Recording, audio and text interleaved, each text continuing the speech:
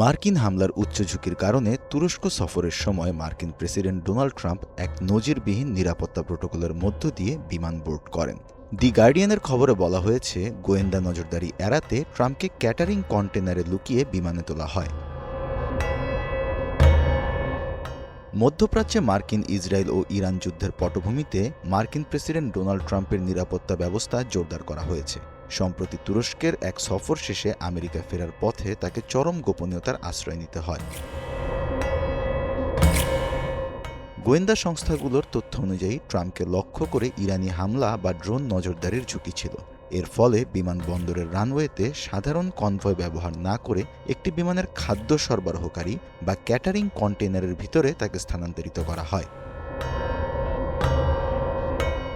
পরবর্তীতে অত্যন্ত গোপনে তাকে ন্যাটোর নিরাপদ আকাশপথ ব্যবহার করে ওয়াশিংটনমুখী ফ্লাইটে পৌঁছে দেওয়া হয়। এই অস্বাভাবিক পদক্ষেপ আন্তর্জাতিক প্রতিরক্ষা মহলে নতুন আলোচনার জন্ম দিয়েছে। জাহিদুল ইসলাম চয়ন, নিউজ ডেস্ক, গ্লোবাল টেলিভিশন।